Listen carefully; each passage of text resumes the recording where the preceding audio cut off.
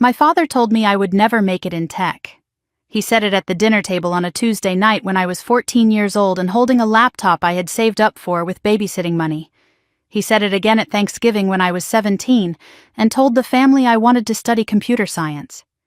He said it to his business partners at a barbecue, loud enough for me to hear through the kitchen window, the summer before I left for college.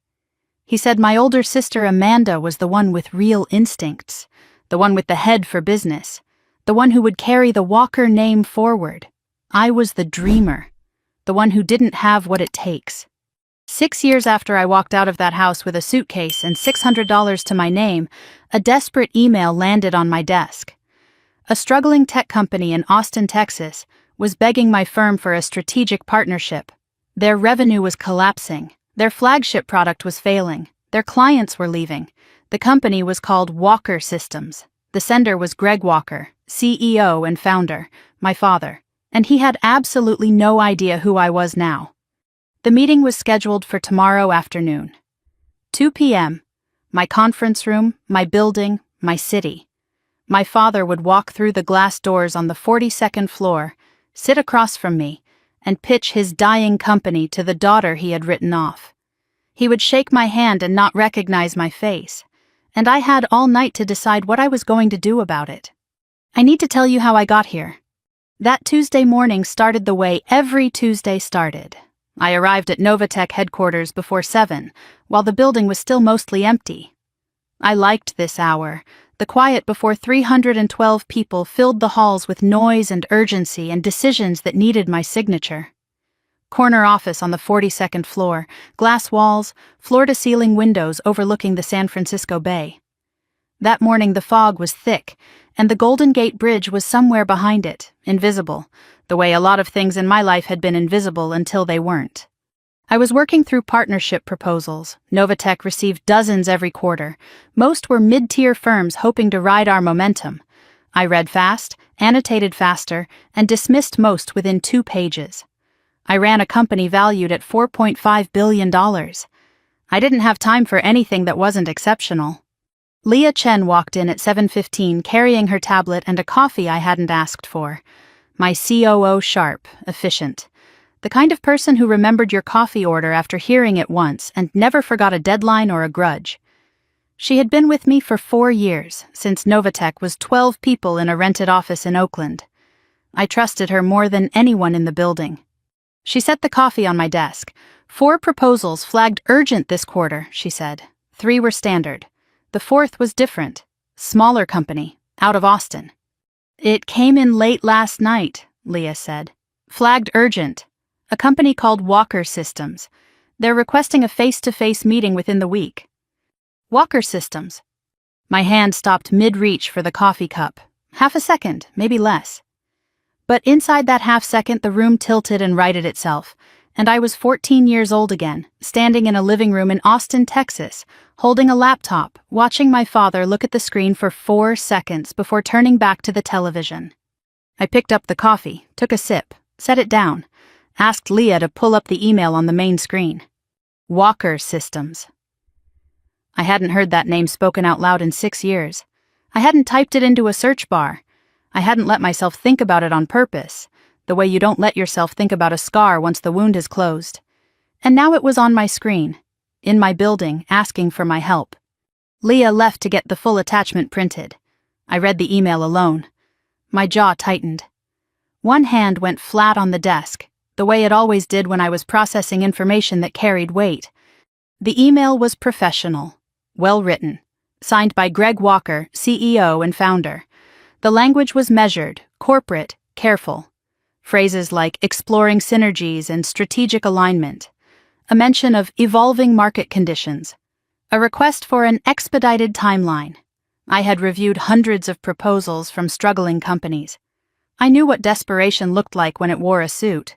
This email was wearing its best one. I opened the 15-page proposal document attached to the email. I read it the way I read everything, like a surgeon examining an X-ray, looking for what was wrong and not what was right. The numbers told the story the email had tried to dress up. Revenue had declined 31% over 3 fiscal years. 4 major enterprise clients lost in the last 18 months. 2 to Meridian Tech, our biggest rival. Their flagship product, Syncor, was an enterprise data optimization platform built in 2019 with no significant updates since 2022. Clients were complaining about integration failures, cash reserves sufficient for approximately 8 months at current burn rate. I paused on the revenue chart. 3 years ago, Walker Systems had been billing $42 million a year. Now it was $29 million and falling. I remembered the house I grew up in. 14 Maple Drive, Austin, Texas, big yard, 3-car garage, a pool my sister used more than I did. That house was paid for by this company. My father built Walker Systems from nothing, and it became his identity, his proof that he was right about everything. And now the numbers on my screen were the sound of that foundation cracking. There was a time when those numbers would have meant something different to me, when his success felt like my failure and his failure might have felt like my vindication. But I had spent 6 years building something of my own, something real, something that had nothing to do with him. And his company's decline wasn't my victory. It was just math. Cold, clear, indifferent math. The same kind I had been good at since I was a kid, even when nobody in that house wanted to notice. I turned to the last page of the proposal, the leadership team bios and photos. First name, Greg Walker, CEO and founder. I stared at his headshot. He was older than I remembered. Thinner face, same hard jawline. Same eyes that used to look through me at the dinner table like I was a chair that happened to be sitting in a chair. He was wearing a dark suit and a confident smile in the photo, but the smile didn't reach his eyes. I could tell, even in a corporate headshot, that the confidence was a performance. I had grown up watching that performance. I knew every seam. I hadn't seen his face in 6 years. Not in person, not in a photograph. I had trained myself not to search, not to check, not to type his name into any browser on any late night when the apartment was quiet and the old questions came knocking. And now here he was, on page 15 of a proposal that landed on my desk because his company was falling apart. Second name, Amanda Walker Ross, VP of Operations, my sister. I read Amanda's bio. Wharton MBA, joined Walker Systems in 2020, 1 year after I left Austin, led the expansion into healthcare data services, led the Enterprise Client Retention Initiative, led the Strategic Partnership Development Program. 3 major projects. I cross-referenced them against the data in the financial section. Healthcare expansion had burned through $1.2 million and produced 0 new clients. Client retention had lost 3 of the company's top 5 accounts. The partnership program had stalled after 2 exploratory meetings that went nowhere. My sister, the one with real business sense, the one Dad built his whole succession plan around. She was listed as VP of Operations of a company that was hemorrhaging clients and burning through cash reserves, and I was the one they were emailing for help. I felt something complicated when I read her name, not satisfaction, not pity, something in between that I wasn't ready to name. Third name, Victor Hale, board member. I didn't know him, former CFO of a regional firm, moved to a board seat in 2022. His bio was polished, too polished for a company this size. I flagged him mentally as someone to research before the meeting. Everyone on that page was someone my father had trusted more than me. I closed the proposal, set it face down on the desk, stood up, walked to the window. The fog had burned off slightly. The Bay Bridge was visible now, gray steel emerging from white like a secret the city was slowly deciding to tell. I pressed my forehead against the cool glass and felt the hum of the building through the window. Part of me said, reject the proposal. Send the standard decline letter. Let Walker Systems find another lifeline or fold quietly. It wasn't my problem. I owed Greg Walker nothing. Less than nothing. He hadn't come to my graduation. He hadn't called when I was eating ramen in a studio apartment in Oakland and pitching investors who kept saying no. 6 years of silence from that house. Not one voicemail, not one letter, not one text that said, I'm sorry, or I was wrong, or I hope you're okay. But another part of me, the part I didn't like to acknowledge, felt something else. Not sympathy, not loyalty. Something colder and more honest. Curiosity. A quiet, patient 6-year-old curiosity that had been sitting in a room in the back of my mind, waiting. What would it feel like to sit across from him? To watch him pitch his failing company to the daughter he had dismissed?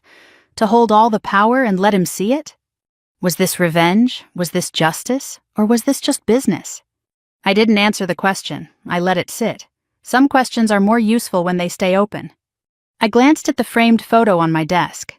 The one turned face down. I didn't flip it over. I just looked at the back of the frame for a moment, the way you look at a door you're not ready to open, and then I looked away.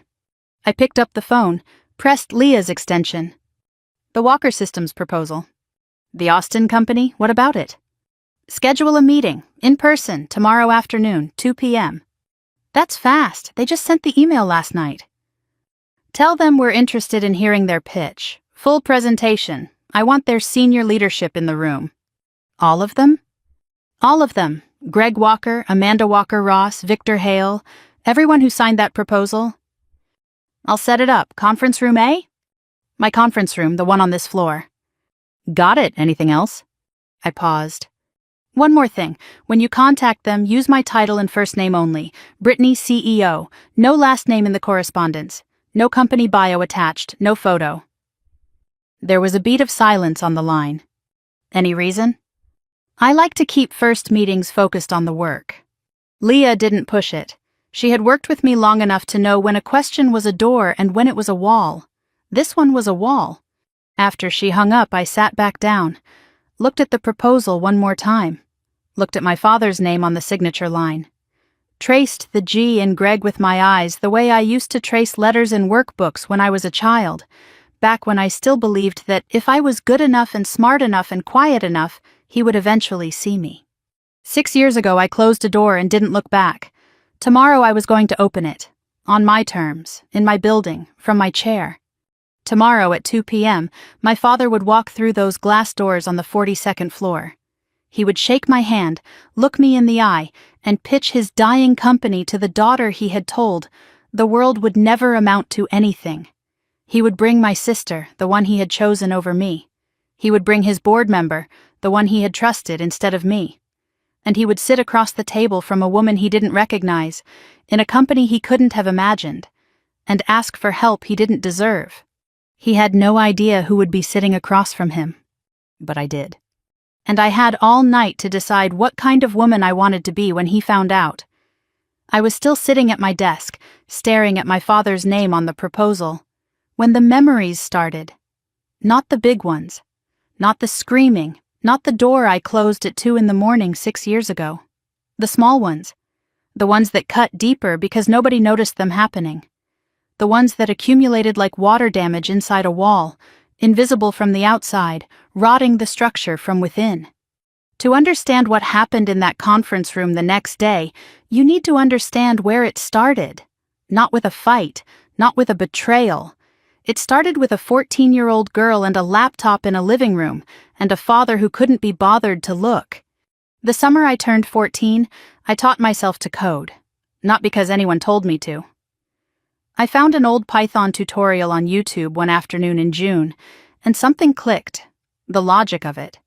The way you could build something from nothing. The way the screen did exactly what you told it to do if you got the language right. The code didn't care who your sister was or what your father thought. It just worked, or it didn't, and either way the answer was yours to figure out. I spent 3 months in my bedroom, door closed, headphones on. I bought a second-hand ThinkPad at a garage sale for $40 with birthday money. Taught myself Python, then picked up enough HTML and SQL to be dangerous. I built an inventory management system, clean interface, functional database, a search feature that actually worked. My computer science teacher saw an early version and said she had never seen a student build something this complete on their own. I was 14. I hadn't told anyone in my family because I wanted to show the finished thing. I wanted it to be undeniable. I carried the ThinkPad downstairs on an August afternoon, heart pounding so loud I could feel it in my fingers. The living room at 14 Maple Drive had leather couches, a big television, and a wall of framed photos. Amanda's debate trophies, Amanda and Dad at a tech conference, Amanda's internship photo. The wall was a shrine, and my sister was the saint. My father was by the kitchen island, phone pressed to his ear, talking about Amanda's summer internship at a firm in Dallas. She was 18, headed to Wharton. His voice was the one he used for things he was proud of. Warm, expansive, the kind of voice that didn't leave space for anyone else. I waited by the couch, laptop open, screen facing out. He glanced over, held up one finger. 1 second. The call went on for 3 more minutes. My arms started to ache. Finally, he covered the phone. "What's up, Britt?" I turned the screen toward him. "I built something. Can I show you?" He looked at the screen for about 4 seconds. Didn't step closer, didn't touch the laptop, didn't ask what it did or what language I used or how long it took. "That's nice, honey. Looks like fun." He turned back to the phone. "Sorry about that. Yeah, so Amanda's supervisor said she's the strongest intern they've had in 3 years. I stood in the living room holding that laptop for another 10 seconds after he turned away. The screen was still glowing, the app was still running, nobody was looking at it. I closed the laptop slowly, went back upstairs, sat on the bed. I didn't cry. I stared at the wall and I learned something that day that I've carried ever since. Cruelty doesn't always raise its voice. Sometimes it just turns its back. That evening, Amanda came through the front door, home from Dallas for the weekend. Tan, confident, loud, shopping bags on one arm, phone in the other, laughing. She passed through the living room where I was on the couch, the ThinkPad open, still tweaking code. She glanced at the screen without slowing down. "What is that?" "An app I built, inventory management." She gave a small laugh, already halfway to the stairs. "Cute hobby." 2 words, not hostile, not mean exactly, just dismissive in the effortless way that only someone who has never had to prove themselves can be. Cute hobby. I replayed that in my head for years, not because it was the worst thing anyone ever said to me, because it was the most honest. That was exactly what my family saw when they looked at me. A girl with a cute hobby, not a coder, not a future engineer, not a threat, just a hobby. 3 years later, I was sitting at the dinner table on a Tuesday night in October. I was 17. Mom had made pot roast, which was always the signal that something was coming. Pot roast was my father's favorite, and she only made it when he wanted to have a family discussion. Amanda had flown in from Philadelphia the night before, unusual for a weeknight. My mother kept adjusting the napkins. Something was in the air. Midway through dinner, my father set down his fork, cleared his throat the way he did before board presentations. "I've been thinking a lot about the future of Walker Systems." He paused. Amanda put her phone down. I stopped chewing. "Amanda, after you finish your MBA, I want you to come on board officially. VP of Operations. You'll shadow me for 2 years. Learn the business from the inside. I'm building this for you." Amanda smiled. She wasn't surprised. She already knew. The dinner, the pot roast, the midweek flight from Philadelphia, it was all staged. I said the only thing I could think to say.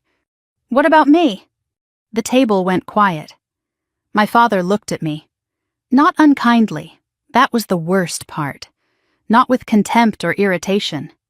With the gentle, patient condescension of someone explaining something obvious to someone who should already understand. "Britt, you're more of a dreamer, and I love that about you. But tech isn't about dreaming. It's about execution, hard numbers, pressure, making decisions when millions are on the line." He turned to Amanda. "Amanda has that. She's got the instincts." "I have the instincts too." He gave a small smile. "You've got plenty of strength, sweetheart. They're just different. Not everybody is built for this." My mother didn't speak during any of this. She was looking at her plate. But her left hand, under the table, was gripping the edge of her chair so hard her knuckles were white. I saw it. I didn't understand it then. She said nothing. She sat at that table and let my father redraw the map of our family with Amanda at the center and me at the margins, and she didn't say a word. I spent years being angry at her for that.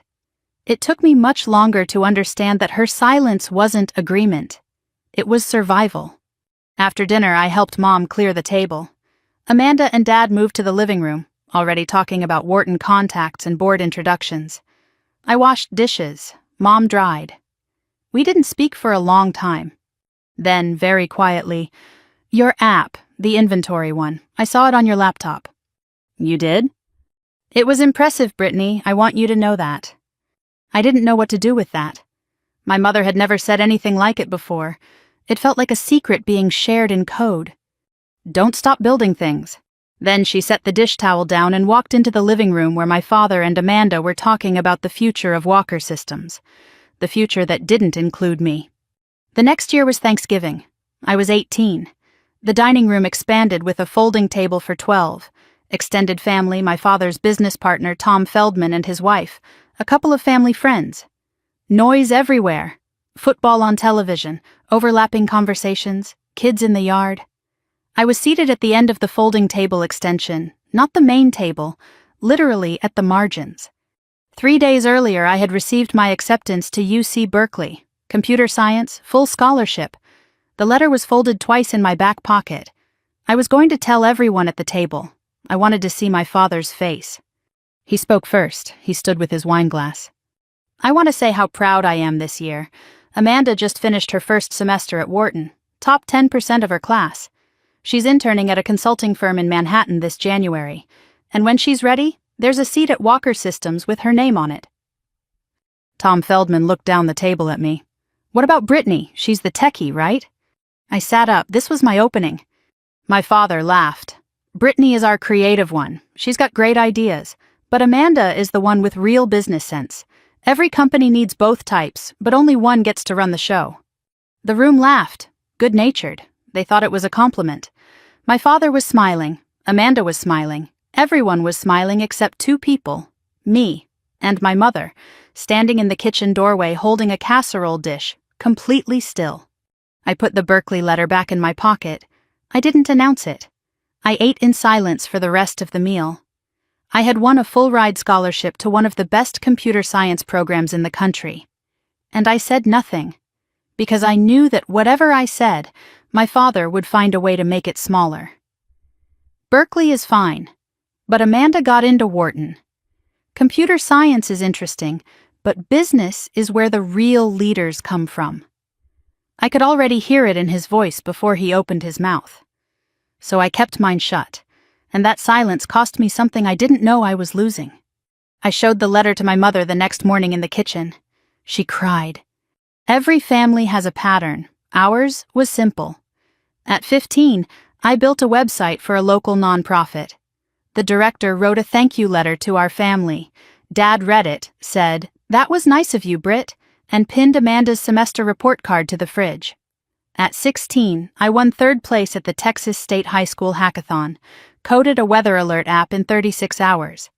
Dad was at a conference in Chicago. Mom sent him a photo. He texted back, "Good job," with a thumbs-up emoji. That same week, Amanda failed an accounting exam at Wharton. Dad flew to Philadelphia to take her to dinner and tell her one bad grade means nothing. At 17, I landed a summer internship at a tech startup in Austin. Told my father at breakfast. He said that was great, then asked if I could help Amanda with her Walker Systems onboarding presentations. I spent that summer working at the startup until 5, and editing Amanda's slides until midnight.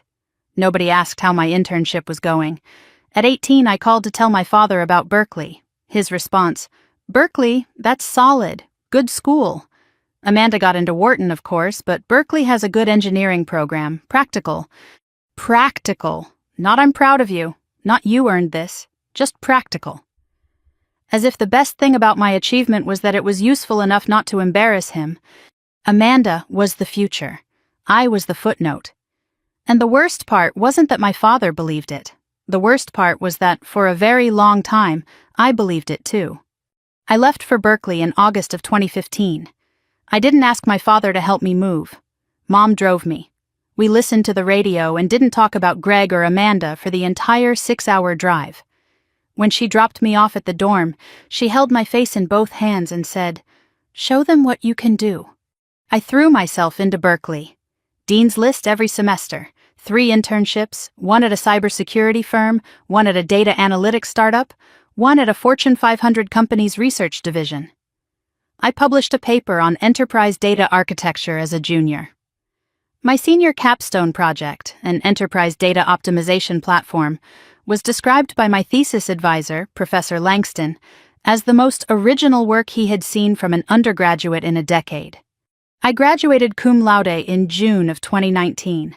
4 years of relentless work. 4 years of proving to myself, not my father, to myself, that I belonged in every room they said I didn't. And on the day I walked across that stage, the one person I still foolishly wanted to impress didn't bother showing up. He was in Austin, pitching a new project. Amanda's project. He didn't call until 9 that night. And when he did, he didn't ask what honors I received, what my GPA was, or what my professor said about my future. He talked about Amanda. He always talked about Amanda. I told you he didn't come. But I need you to understand what that day actually felt like. Because a fact and a feeling are two different things, and it was the feeling that broke me. Saturday, June 15th, 2019, graduation day. UC Berkeley's Greek Theater, the stone amphitheater carved into the hillside, thousands of seats rising in semicircles. California June sun, cloudless, warm, a light breeze carrying eucalyptus from the hills, the low roar of families, laughter, phones ringing, and pomp and circumstance playing through the sound system.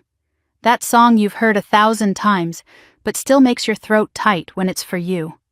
I was in the processional line with 300 other computer science graduates. The girl next to me was excited. Family flew in from Michigan, 8 people. I smiled and said that was great. I had checked my phone 14 times since 7 that morning. No messages from my father. I had texted him the night before with the logistics. Ceremony starts at 10, Greek Theater, Section C. He replied with a thumbs up emoji. No, I'll be there. Just a thumb. I told myself that morning it didn't matter if he came. I had a degree, honors, 3 internship offers, and a capstone project my professor called exceptional. I didn't need him in that audience. I told myself that. I didn't believe it. The processional began. As I entered the amphitheater, I did what every graduate does. I scanned the crowd, thousands of faces, a blur of color and movement. I looked for row 5. 2 seats I had reserved weeks ago, one for Mom, one for Dad. I found Mom. Aisle seat. She was wearing a blue dress, the same one she wore to my high school graduation. She was holding her phone in one hand and a small handmade sign in the other. Block letters, hand-drawn star. That's my daughter. The seat next to her was empty. My eyes stayed on that chair for 3 full seconds as I walked. Somebody bumped me from behind. Keep moving. I turned forward, one empty chair in a sea of 8,000 people. That's all it was. And I felt it like a hole in the middle of my chest. I adjusted my cap. I kept walking. The ceremony went on. Dean's speech, faculty addresses. I half listened. I was watching Mom. She was filming on her phone, smiling, but her eyes kept drifting to the empty seat. Once she placed her purse on the chair, then took it off, as if catching herself saving a spot for someone who wasn't coming. My row was called. The announcer read my name, Brittany Ann Walker, Bachelor of Science, Computer Science, cum laude. I crossed the stage. The applause was general, not the roaring cheer some graduates got from their families. I heard Mom's voice thin and far away, shouting something I couldn't make out. Professor Langston was standing at the end of the stage, handing out diplomas. When I reached him, he shook my hand firmly and leaned close, over the microphone noise. You're going to change the industry, Brittany. I mean that. Don't let anyone tell you otherwise. I thanked him, held the diploma in both hands, looked out at the audience one more time. Mom was standing, clapping, tears running down her face. The sign was pressed against her chest. The empty chair was still empty. Professor Langston said I was going to change the industry. My mother made a sign with a hand-drawn star, and my father was in Austin, pitching a project to investors. Amanda's project. Not even his own. He had chosen for the final time to be somewhere else. And I felt something I hadn't felt before. Not sadness, not anger. Something quieter and more permanent. I felt done. I walked off the stage holding my diploma. I did not look at the empty chair again. After the ceremony, Mom found me on the plaza. She pushed through the crowd and wrapped both arms around me, her face pressed into my shoulder. She was shaking, crying hard. I could feel the sobs through the polyester gown. She smelled like the perfume she'd worn since I was a child, something floral and slightly powdery, comforting in a way that had everything to do with memory. She pulled back, held my face in both hands. "I am so proud of you. You have no idea how proud I am." "Thanks, Mom." Her voice cracked. "I'm sorry he's not here. I asked him. I told him. It's okay. It's not okay." Silence between us. The plaza noise filled the gap. "Did he call this morning?" She didn't answer right away, looked down, adjusted the sign under her arm. "He said the investor meeting couldn't be moved. He said Amanda's presentation was today, and he needed to be there in person." I nodded slowly. Amanda's presentation, on my graduation day, he chose. She didn't say he sends his congratulations. She didn't say he feels terrible. And I noticed what she didn't say. She didn't defend him. First time in 22 years my mother didn't make an excuse for my father. Somehow that hurt more. Because if even she had stopped pretending, then it was really as bad as I thought. She asked a stranger to take a photo, me in my cap and gown, Mom in the blue dress, the sign held between us. We both smiled, real smiles but with a crack running through them that only we could see. That was the only photo from that day. No family portrait, no father-daughter shot, just two women in the sun. 6 years later, it sat on my desk in San Francisco, face down, because some days looking at it was too much. That evening I was back in Austin, sitting on the bed in my childhood bedroom, smaller than I remembered. Single bed, desk I used to code at, the old ThinkPad still on the shelf. Dusty, dark. Door closed, only the glow from my phone. Downstairs the television was on, my father's voice carrying through the floor. He had greeted me at the door with a one-arm hug. "Congratulations, kiddo." Then he went back to the living room. No questions about the ceremony, no asking to see the diploma. I sat on the bed and waited, maybe for him to come upstairs, to knock, to sit on the edge of the bed and say, "Tell me about today." 2 hours. He didn't come. At 9:14 my phone rang. He was calling from downstairs. He could have walked up the stairs and opened my door. He called from the couch. "Hey Britt, how was the ceremony?" "It was good." "Good. Sorry I couldn't make it. The Meridian meeting was locked in for months and Amanda really needed me there for the pitch." "I understand. But listen, it went great. Amanda knocked it out of the park. Meridian Group is seriously interested. This could be a game changer for Walker Systems." I said nothing. "Anyway, we should celebrate your graduation this week. Maybe dinner? I'll have Linda make a reservation." "Sure, Dad." "Oh, and I've been meaning to ask. Have you thought about what's next? Because if you're looking for work, I know a couple people in data entry and project management who might be able to..." Data entry. I had graduated cum laude from Berkeley's computer science program. I had built an enterprise data optimization platform that my thesis advisor called the most original undergraduate work in a decade. I had 3 job offers on my desk. And my father, who missed my graduation to pitch my sister's project, was offering to connect me with people in data entry. "That's okay, Dad. I've got some things lined up." "Oh, great. Well, let me know if you need anything." "I will." "Proud of you, kiddo." The line went dead. "Proud of you, kiddo." 4 words. Generic, weightless. The kind of thing you say to a neighbor's kid at a barbecue. He didn't ask what honors I received. He didn't ask about my capstone. He didn't ask what Professor Langston said. He offered data entry. And then he said he was proud the way you'd say, "drive safe." Automatically. Because it's what you're supposed to say on the way out. At 2 in the morning, I opened a suitcase on my bed. The house was dark, everyone asleep. The only sound was the hum of the air conditioning and the ticking of the hallway clock, my grandmother's antique. That ticking is the one sound I remember from that house. I packed calmly. Clothes, minimal, my laptop, the diploma in its cardboard tube, toothbrush, 2 chargers, 1 framed photo, the one of Mom and me wrapped in a t-shirt. The old ThinkPad stayed on the shelf. Everything else stayed. I zipped the suitcase. It closed easily. My entire life fit in a medium suitcase and a backpack. That should have felt sad. It felt light. I ran my hand along the desk where I coded my first app at 14. The wood was scratched where the ThinkPad used to sit. I traced the scratch with one finger, left it. I rolled the suitcase into the hallway. The wheels on carpet made almost no sound. I passed Amanda's old room, door open, empty. I passed the family photos on the wall. I didn't look at them. I reached the top of the stairs, and Mom was there. She was standing at the bottom. Robe, bare feet on the hardwood. Red eyes, but she wasn't crying now. She had been waiting. She knew. We looked at each other across the dark stairway. The clock ticked. "I heard you packing." "I'm sorry, Mom." She shook her head. "Don't be." I descended the stairs, set the suitcase by the front door, turned back to her. "You have money?" $600 from the internship. "That's not enough." "It's enough to start." She stepped forward and wrapped her arms around me, held me for a long time. Not the desperate clutching of someone trying to stop me. The steady, solid embrace of someone letting go on purpose.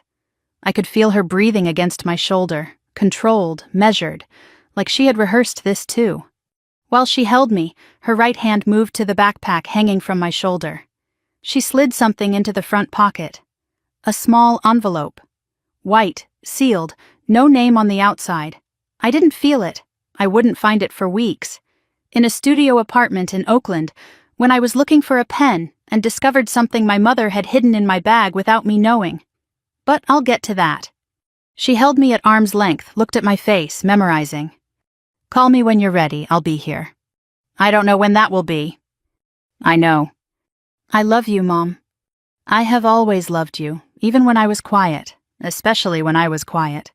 I picked up the suitcase, put my hand on the front door handle, paused. I almost looked back up the stairs toward my father's closed bedroom door. Almost. I didn't. I opened the front door, stepped into the warm Texas night. June air, thick and humid, crickets, a distant car alarm. The streetlight at the end of the driveway threw a yellow cone of light across the concrete. I pulled the door closed behind me, gently, the way you close something you know you'll never open again. I walked down the driveway with my suitcase and my backpack and $600. I didn't have a car, I didn't have an apartment, I didn't have a plan beyond getting to the Greyhound station on Congress Avenue and buying a ticket to the first city that felt far enough away. I was 22 years old. I had a degree from Berkeley, honors my father hadn't asked about, and a capstone project nobody in my family had ever seen. I had a mother who loved me and a father who didn't know how, and I had a decision. Spend the rest of my life waiting for a man to see me, or go build something so big he couldn't look away. I chose building. Oakland, California. That's where the bus took me. $600. A suitcase. A backpack with an envelope I didn't know about yet. And the kind of anger that doesn't scream. It plans. I didn't speak to my father again for 6 years. He didn't call, he didn't write, he didn't look, and by the time he finally needed me, he wouldn't recognize the woman I'd become. None of them would. Oakland, California, July 2019, 3 weeks after walking out of my father's house. I found a studio apartment on Craigslist, 400 square feet on MacArthur Boulevard. First month plus deposit ate $340 of my $600. A mattress on the floor, a folding table from Goodwill that doubled as my desk, one overhead bulb with no lampshade, my suitcase open against the wall because I didn't own a dresser. I was coding 16 hours a day, 8 for a web design shop in Emeryville that paid $12 an hour, 8 on my own project, the enterprise data optimization platform from my capstone at Berkeley. I believed it could be something. I just needed to make it real. One evening I was digging through my backpack looking for a USB drive. My hand found something in the front pocket I didn't remember putting there. A white envelope, sealed, no name. I sat on the mattress and tore it open. Inside, a single sheet of paper in my mother's handwriting. $400 in cash, crisp 20s that had been stored, not spent. And a business card. Cream-colored, simple. Rachel Simmons, angel investor, Simmons Capital Partners. A Palo Alto address. The letter was short. 5 sentences. Brittany, believe in yourself even when no one else does. This money is from my personal savings. Your father doesn't know about it. The card belongs to someone I trust. Call her when you're ready. I love you. Mom. I held the letter for a long time. Rachel Simmons, angel investor. I didn't know who she was. I didn't know how my mother, a homemaker in Austin, Texas, had the business card of an angel investor in Palo Alto. I didn't ask. I put the card in my wallet behind my driver's license and told myself I'd figure it out later. The $400 went into a Ziploc bag in the mini fridge behind the ramen. I didn't touch it for 5 months. 8 months later, I was sitting in my car in a parking garage in San Jose staring at the steering wheel.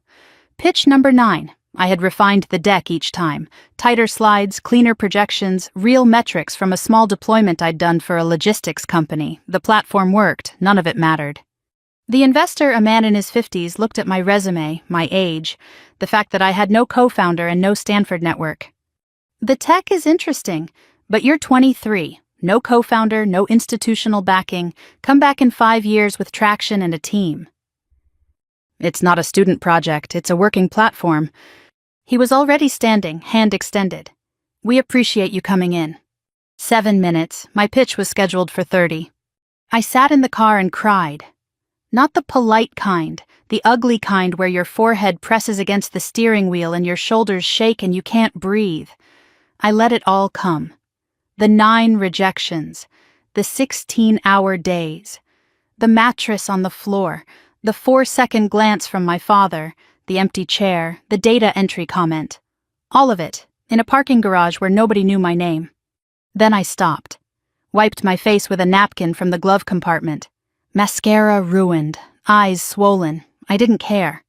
I reached into my wallet, pulled out the business card. Cream-colored, Rachel Simmons, angel investor. 9 people had told me no.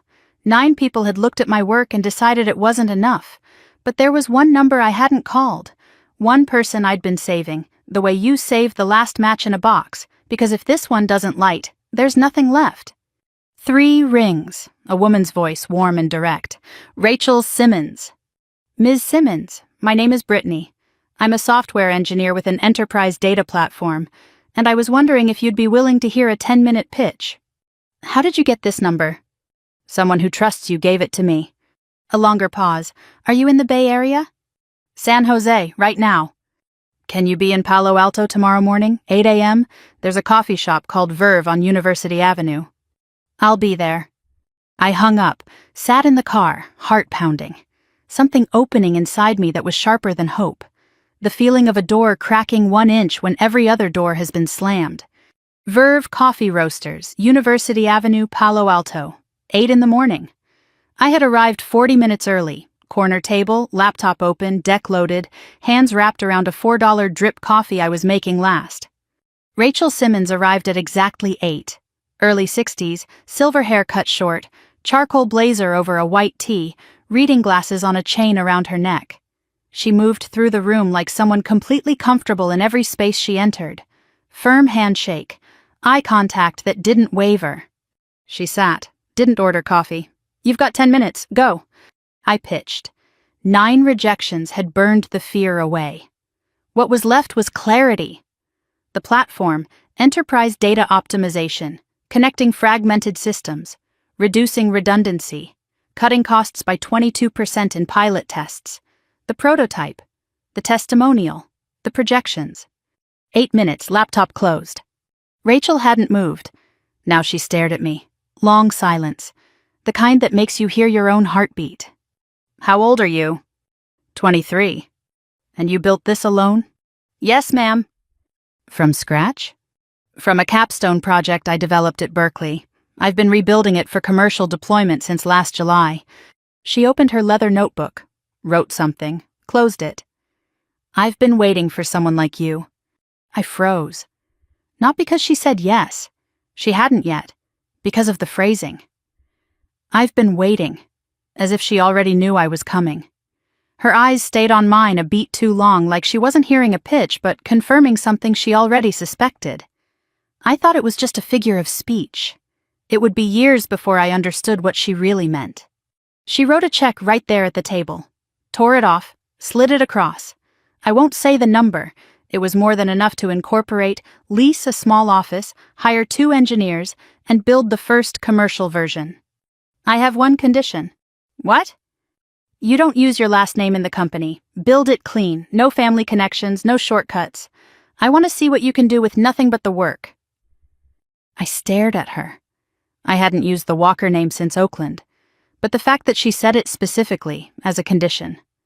I didn't question it then. Looking back, I realized she knew exactly whose daughter I was. She knew, and she was protecting me from it. Deal. We shook hands. Novatech Industries was born. 2.5 years later, September 2022, Novatech's first real office, a converted warehouse in Soma, San Francisco, exposed pipes, concrete floors, 12 employees, the Novatech logo on the wall, a clean N in steel gray and electric blue. It was the first thing I put up when we moved in. 27 months after Rachel's check, we landed our first Fortune 500 client, a global shipping company overhauling its data infrastructure across 11 countries. They evaluated 4 vendors. We were the smallest. We won. $3.8 million over 2 years. The contract that turned a startup into a company. It was 9 at night. The team had celebrated and gone home. Just me and Leah Chen, my head of operations, the woman who would become my COO. She was at her desk, still typing. I was standing in the hallway looking at the logo on the wall. You're still here? I'm looking at the logo. She turned and looked at it too.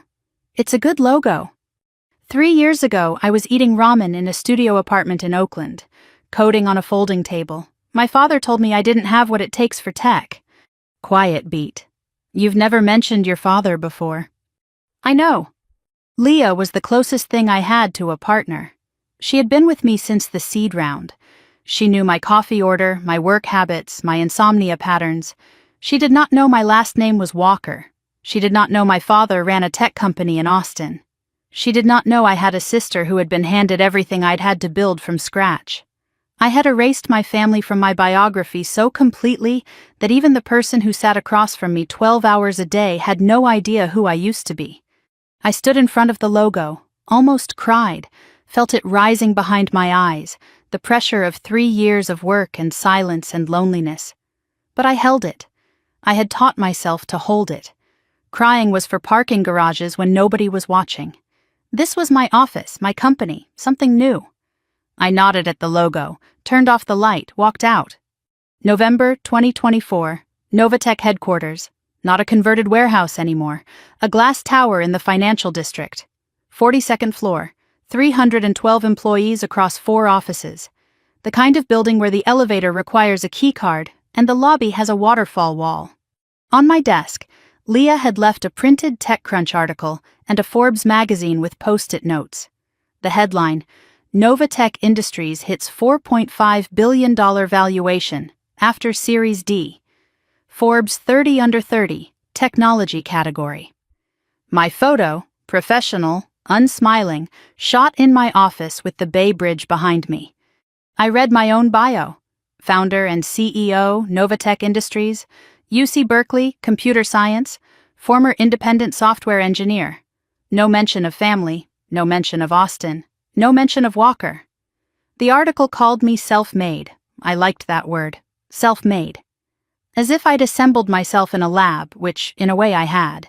I had taken the parts my father said were defective, the dreaming, the coding, the stubborn belief that I could build something, and I'd welded them into a company worth more than Walker Systems had ever been at its peak. I opened my laptop. For the first time in years, I searched Walker Systems, Austin, Texas. A brief article from the Austin Business Journal, 8 months old. Walker Systems reports 3rd consecutive year of revenue decline. Below it, a quote from Greg Walker. We remain confident in our strategic direction and the strength of our leadership team. 2 companies, 2 trajectories. 1 built by the daughter he believed in.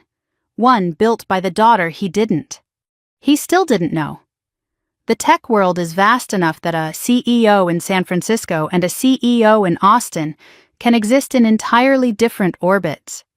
I never used the name Walker in any public capacity. My LinkedIn said, Brittany, CEO, Novatech. My Forbes profile said the same, no middle name, no family section. I had deleted myself from his world so thoroughly that even when his company was dying and mine was thriving, we never intersected, not once in 6 years. Until last Tuesday. And then, on a Tuesday morning in March 2025, Leah walked into my office with an email from Walker Systems. 6 years. My father hadn't searched for me, hadn't Googled my name. He had let me disappear. And now he needed help.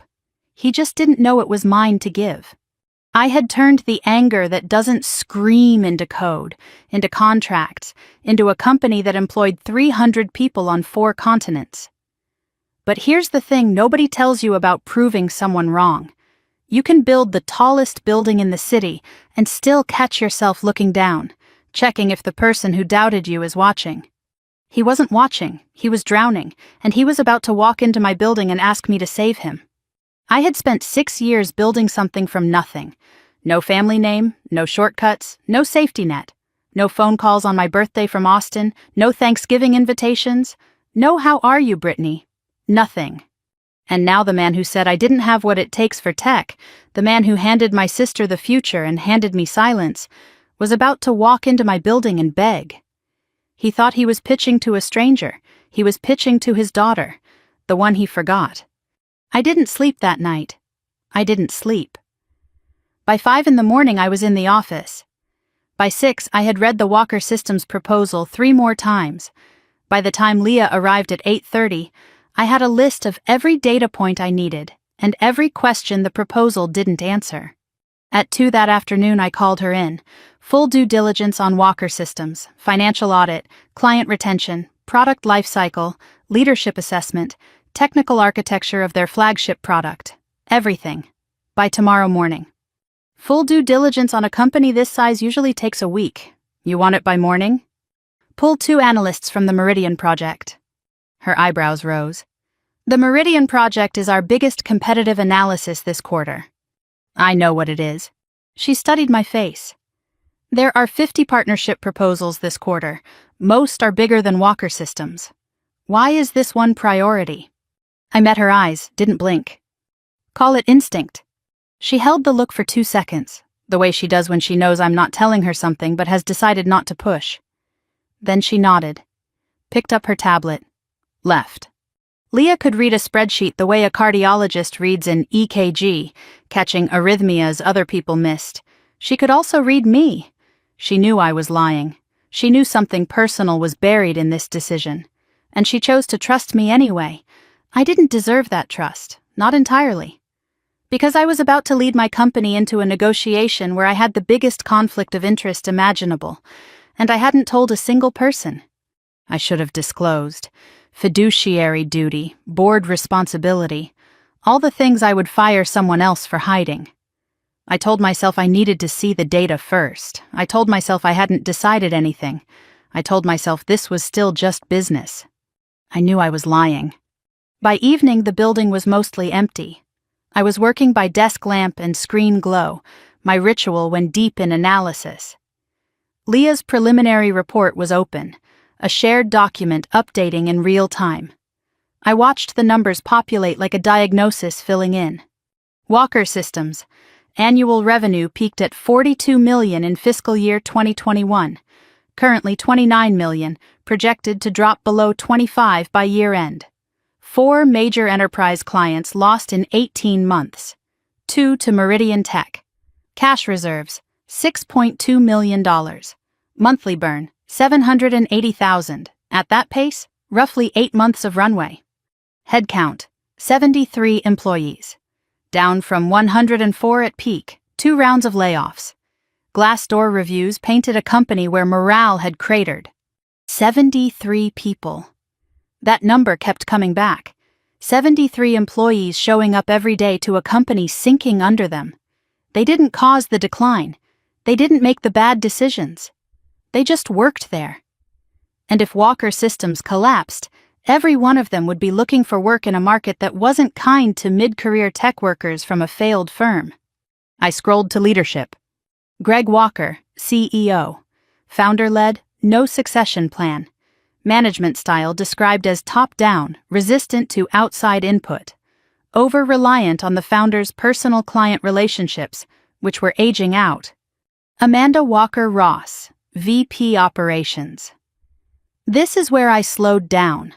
Amanda assumed the role in 2020, the year after I left. She was tasked with 3 strategic initiatives: expand into healthcare data services, retain the top 5 enterprise clients, modernize the Syncor deployment pipeline. Healthcare expansion burned through $1.2 million in development costs, acquired 0 clients, shelved after 14 months. Client retention. Of the top 5, 3 left during Amanda's tenure. Exit interviews cited lack of technical innovation. Deployment modernization.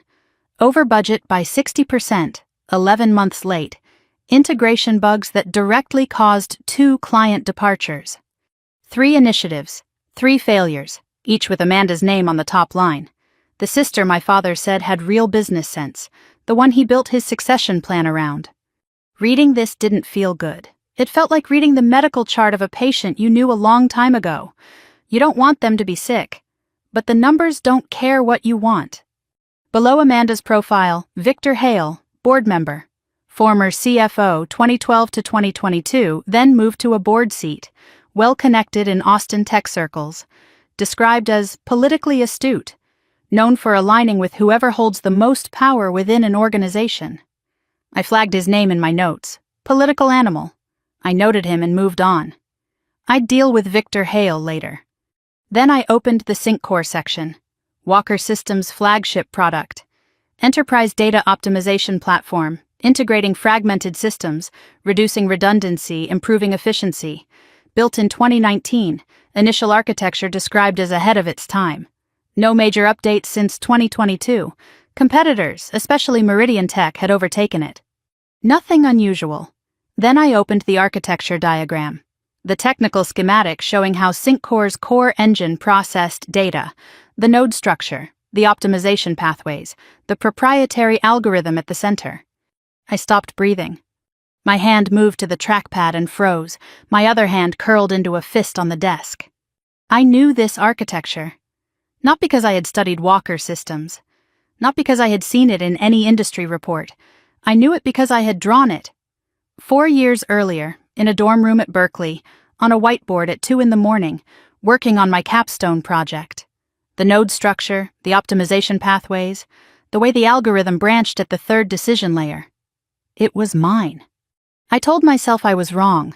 I was tired, 7 hours into the data, making connections that weren't there. Lots of platforms use similar architectures. But the 3rd decision layer, the branching pattern, the way the algorithm weighted prioritization over efficiency at the node level. That was my innovation. The part Professor Langston called the most original undergraduate work in a decade. I zoomed in. Metadata. Development date, Q3 2019, July through September. 3 months after I graduated. 3 months after I left Austin. 3 months after I walked out with a suitcase and a backpack and an envelope I hadn't opened yet. Where did they get this architecture? I said it aloud. Then I called Leah 2 floors down. The Syncor technical review, the architecture diagram. Just uploaded it. What about it? Where's the source documentation, original design files? Proprietary, developed in-house 2019, no external licensing, no credited designer. Why? A long pause. I want a full technical audit, deep code base review, file names, creation dates, everything. Can you get that before the meeting? That's tomorrow at 2. I know. I'll need access to their code base.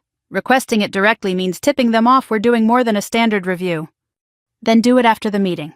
Start the request tonight. I want it ready the moment I give the word. Brittany, what's going on? I'm not sure yet. Keep digging. I hung up, stared at the diagram. The pattern that looked like my handwriting, the algorithm that thought the way I think. I didn't tell Leah, not because I was sure, because I was afraid I was right.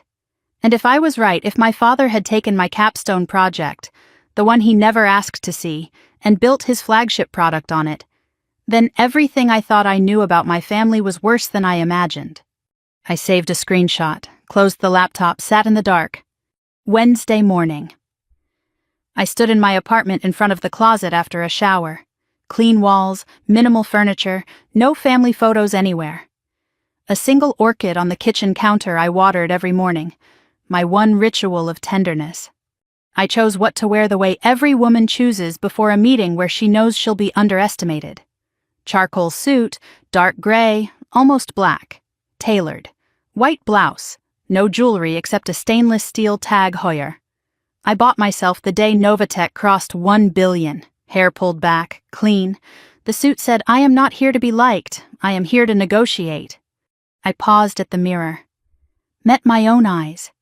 For a moment I saw the 14-year-old girl holding a laptop in a living room, waiting for her father to look up. Then I blinked, and the girl was gone. Novatech at 7. 7 hours before the meeting. The conference room was empty, cold from overnight air conditioning, morning light pale through the glass walls. Long table, 12 chairs, view of the bay. I sat at the head, my chair, palms flat on the cool wood, looked at the 11 empty chairs around the table. In 7 hours, my father would sit in one of them, my sister in another, Victor Hale in a third. I didn't rehearse words, I rehearsed stillness, the ability to sit across from my father and not react, not flinch, not cry. The ability to look at the man who told me I wasn't good enough and hold his gaze with the calm of someone who knows exactly what she's worth. I thought about the empty chair at my graduation. Row 5, the chair he was supposed to sit in. And now I was at the head of the table in a building that bore my company's name, and he was coming to me. I didn't design the symmetry. Life did. The morning crawled. I reviewed the due diligence report again. Took a conference call with general counsel, 45 minutes, didn't remember a word. Ate half a salad at noon, threw the rest away. 1:30. I moved to my office, stood at the window, watched the clock, 1:35, 1:40, 1:45. There is a particular kind of waiting that exists only when you know something is about to change everything. Not patience, not anticipation. The suspended second between the lightning and the thunder, when you've seen the flash but haven't heard the sound, and you're counting. 1:47, Leah's voice through the intercom. Calm, professional, with a slight edge. "Brittany, they're here. 3 people checked in at the lobby. Greg Walker, Amanda Walker-Ross, and Victor Hale. They're coming up." I didn't move from the window. Watched my own reflection in the glass. Dark-suited, motionless. "Conference room ready?" "Since this morning. Water, screen, notepads. Your chair at the head." "Give them 5 minutes to settle, then come get me." "Understood." 5 minutes. I used them, fingertips against the glass. Cool, solid, real. 3 slow breaths, in through the nose, out through the mouth. The technique a therapist taught me for moments when the past bleeds into the present. I thought about the envelope, Mom's letter, $400, the business card. Believe in yourself even when no one else does. I thought about pitch number 9, the parking garage, the tears on the steering wheel, the last match in the box. Rachel's voice in the coffee shop, "I've been waiting for someone like you." The Novatech logo on the warehouse wall, 12 employees. The architecture diagram from last night, the one that looked like my handwriting. Then I stopped thinking, because Leah was at the door. "They're ready." I turned from the window, adjusted my cuffs, one small nod. "Send them in." I walked toward the conference room, heels on polished concrete, each step deliberate. I could hear voices on the other side of the glass wall, muffled and polite, the small talk of people who don't know they're about to have the most important meeting of their lives. I put my hand on the door handle, opened it. And there he was. My father, standing at the far end of the table. Older than I remembered. Thinner. The jawline still hard, but the skin looser. The way men age when stress eats them from the inside. His hair had gone fully gray. It was still dark the last time I saw him, in the living room of 14 Maple Drive, not looking at my laptop. He was wearing a navy suit and a burgundy tie. The same tie. I recognized it, the one he wore to board meetings when I was a kid, the one he'd straighten in the hallway mirror while I watched from the stairs. The tie that meant important things were happening. He thought this was an important meeting. He had no idea how important. He looked right at me, smiled politely, the professional smile, the one for strangers, extended his hand. "Thank you for seeing us on short notice. I'm Greg Walker." He had no idea. I smelled him before I saw his face. The cologne.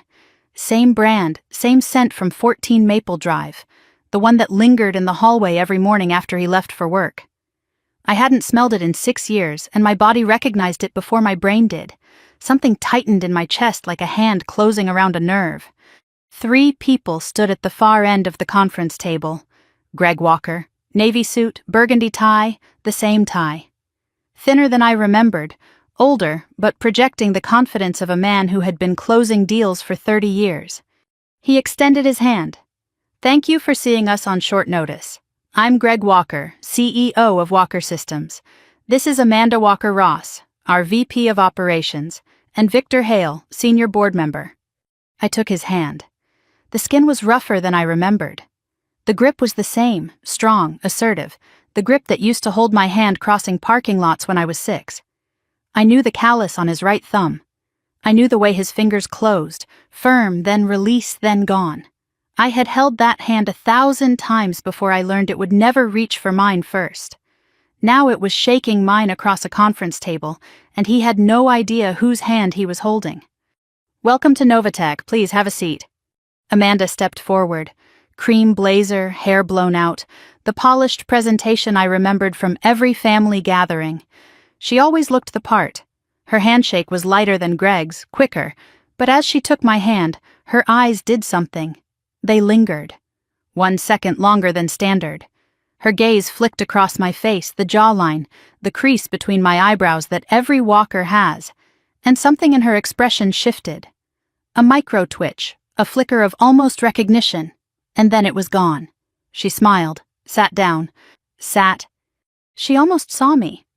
For 1 second her brain tried to connect the woman in front of her to the girl she'd called a cute hobby 14 years ago. But the connection didn't fire. Amanda had never really looked at me. She saw a CEO in a charcoal suit. She didn't see her sister. The disguise wasn't my clothes or my title. The disguise was her own indifference. Victor Hale shook my hand with the over-firm grip of a man who compensates with force. Silver cufflinks, eyes that assessed the room before they assessed the people. He said nothing beyond pleasure. Everyone sat, me at the head, Greg to my left, Amanda across from him, Victor at the far end, Leah behind me, tablet ready. Greg stood to present. He had a slide deck projected onto the screen. Clean design, blue tones, the Walker Systems logo prominent. He spoke with the voice I knew, the confident one, the boardroom one, the one he used at dinner tables when he talked about Amanda's future.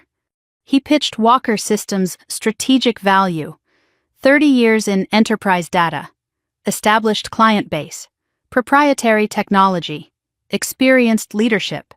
He emphasized partnership synergies between Walker Systems' legacy market position and Novatech's innovation platform. He was good. He had the cadence, the pauses, the eye contact. He made Walker Systems sound like a company in transition, not a company in freefall. He said strategic repositioning when he meant losing clients. He said leadership depth when he meant his daughter who had failed 3 consecutive